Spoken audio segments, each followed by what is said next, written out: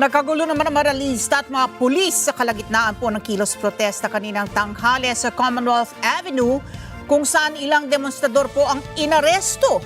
Bukod sa mga anti-administration protesters, nagsagawa rin ng rally yung mga health worker, magsasaka at iba pang sektor para hilingin kay Pangulong Ferdinand Marcos Jr.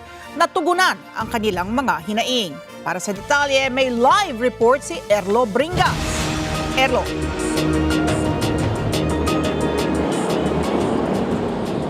Halika, pansin-pansin ngayong ikalimang sona ni Pangulong Ferdinand Marcos Jr. ang tila pagdami ng mga demonstrador o yung mga anti-administration protesters na sumama sa rally ngayong sona. Pero sa kabila niyan ay nagkaroon naman ng gulo sa pagitan ng pulis at mga rallyista kanina dahil sa mga anilay paglabag sa ordinansa. Sa kalagitnaan ng kilos protesta kanina ng grupong Bayan, 3 miyembro ng hanay na makarelease ng inaresto ng mga tauhan ng Quezon City Police District habang nagpapatuloy ang kanilang programa sa Commonwealth Avenue malapit sa bahagi ng Sorsogon Street, ilang metro lamang ang layo sa Sandigan Bayan. Isa-isang dinampot ang 3 lalaking paong nakasuot ng itim na damit bago isinakay sa bus ng Bureau of Jail Management and Penology o BJMP ng Quezon City. Matapos ang pag-aresto, agad naman nakipagtalo mga organizer ng mga rallyista sa mga pulis para alamin ang dahilan ng pagdakip sa kanilang mga kasamahan. Nauwi ito sa tensyon matapos tangkain ng mga rallyista na harangan ng bus ng BJMP na sinakyan ng mga inaresto. Sa kabila ng kanilang pagtutol, tuluyang nakaalis ang sasakyan. Maximum tolerance pa lang nang aaresto sila ng tao sa loob ng rally. Hindi mo katanggap-tanggap, hindi tama ang ginawa nila. Sasagasaan pa nila yung mga kasamahan namin. Maayos kami nakikiusap eh. Bakit yung inaresto yung mga kasamahan namin? Sa kabila niya, niliwanag ngayon ng Philippine National Police na may sapat na batayan ng pag-aresto sa mga rallyistang dinampot sa kabila ng mga kilos protesta sa Commonwealth Avenue kasabay ng sona ni Pangulong Ferdinand Marcos Jr. Ayon kay PNP Chief Police General Melencio Nartates Jr., ipinatupad ng mga pulis ang pag-aresto dahil sa mga umano'y paglabag ng ilang rallyista sa mga umiiral na batas at lokal na ordinansa. Kabilang anya rito ang mga probisyon ng Republic Act 9003, Batas Pambansa bilang 880 at mga ordinansa ng lokal na pamahalaan kabilang ang pagbabawal sa pagtatakip ng muka sa panahon ng pagkilos protesta. Ayaw natin payagan na sila pa ay magpatuloy na manggulo din sa kalsada at maapektuhan of course yung tahimik na nagpoprotesta. I think there are 51 arrests. Samantala, nagpatuloy rin ang programa ng iba't ibang sektor na nakisa sa kilos protesta kasabay ng State of the Nation address ni PBBM. Kabilang sa mga lumahok din na baka magsasaka mula sa Tibog Katagalugan na muling nanawagan ng tunay na reforma sa lupa, sapat na suporta sa agrikultura at ayuda para sa mga nagbubungkal ng lupa.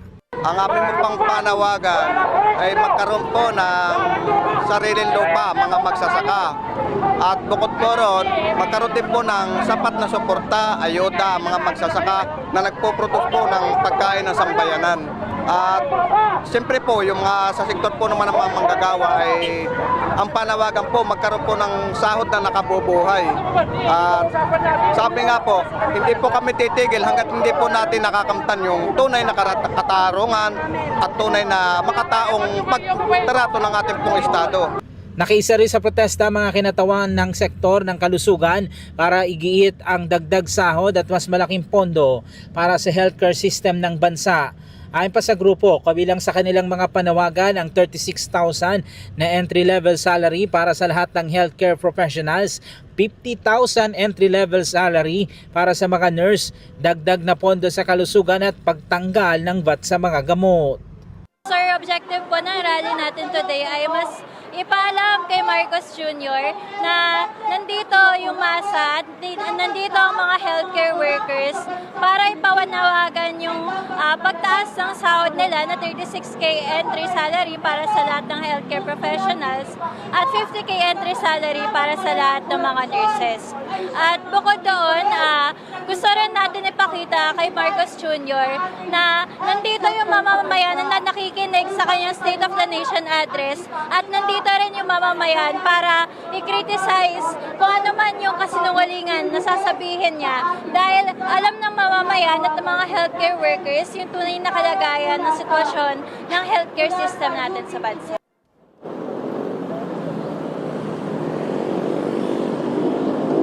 Samantala, Ali, lagay ng trapiko tayo dito sa bahagi ng Commonwealth Avenue. Kung yung mga motorista po, magmumula kayo ng bahagi ng elliptical road patungo po ng Fairview, approaching po kayo dito sa Batasang, sa Sandigan Bayan, ay medyo may build up pa po ng traffic hanggang sa baga oras na ito. Kagaya ng nakikita nyo po sa aking likuran, ay medyo may build up pa ng kaunti yung daloy ng mga sasakyan. Inaasahan bandang alas 8 or bandang alas 9 mamaya ng gabi ay posibleng humuwag na rin yung traffic dito sa ating lokasyon. Ali. Okay, Erlo, linawin natin 51 actually ang inaresto, no? Kabilang na doon yung 13 menor de edad at meron daw 3 paralegals, no, Erlo? So, ano ba? May balita ba? Ano ang estado ng mga yan? Sila ba ay nakadetine? Yan ay makakapagpiyansa? Ano bang karagdagang detalye natin doon?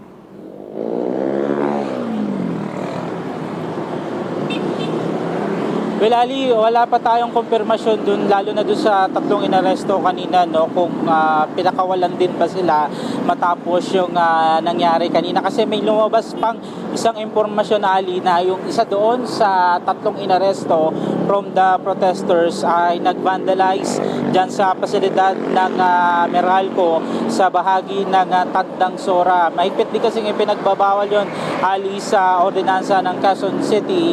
At sa gayon ay wala pong sagot sa atin ng QCPD kung isa nga doon sa 3 na yun na inaresto ay sangkot doon sa vandalism. At yung dalawa naman ay hindi pa rin nagbigay ng pahayag ang PNP at QCPD kung pinakawalan na ba sila pagkatapos o sa gayon ay may kinaharap pa rin nila yung posibleng ikaso sa kanila, Ali. Okay, so vandalism, tapos paglabag din sa mga waste management rules. Yung kaninang kinagulat lang natin, ordinansa pala, pinagbabawal lang, natakpan ang mukha, no? Kapag may mga demonstrations, para pinagbabawal yung tinatago mo yung iyong pagkakakilanlan. So yan ay lokal na ordinansa na yan ay bago sa ating pandinig ng marahil para sa iba, anti-balaklava law. Ordinance pala yan. Okay, malaman lang natin, asan ka ngayon, Erlo, dahil nakikita namin na may build-up pa dyan sa likod mo para lang sa kaalaman ng mga uuwi sa amin. Asan ka banda sa Commonwealth? Well, Ali, nandito tayo banda sa may lagpas lamang ng Susuaregi Street, no? Kung lalagpasan nyo yung bahagi ng Luzon Avenue at patungo kayo dito sa isang malaking mall dito sa bandang kanan, itong nagsisimula sa letter E, ay medyo may build up pa ng kaunti dahil yung karamihan sa mga trucks ng PNP ay nandirito pa at nagliligpit pa sila nung kanilang mga ginamit na mga kagamitan. So hanggang dyan sa bahagi ng Sandigan Bayan ay magkakaroon ng konting build up pa, pero paglagpas naman ng Sandigan Bayan ay magiging maluwag-luwag na rin kahit papano yung daloy ng trapiko dahil yung ibang mga nagrally ay nag-uwian na rin yung karamihan sa kanila matapos yung zona kanina, Ali. Okay, dun sa mga hinaing nitong mga nagprotesta na health workers, I'm sure nag-monitor ka nung talumpati sa zona ng ating Pangulo. Meron ba siyang binanggit na tugon dito sa mga hinaing nila para maibsan yung itong mga sama ng loob ng ating mga frontliners dyan sa ating health sector?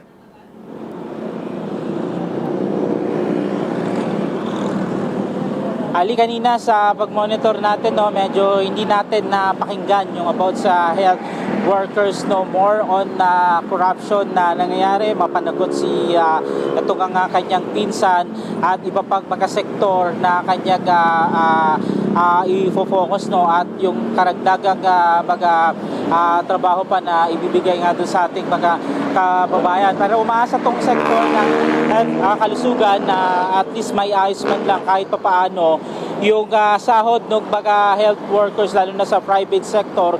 Kasi may mga nakausap tayo kanina doon, Ali, private sector, pero ang sahod ng nurse ay nagsisimula lamang sa 12,000.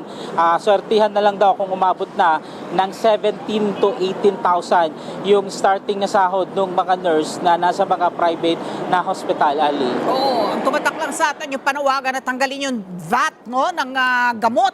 Pero mahigit sa 2,200 mga drugs ngayon ay exempted na sa 12% value-added tax. Maraming salamat. Erlo Bringas, nag-uulat live mula sa Commonwealth Avenue.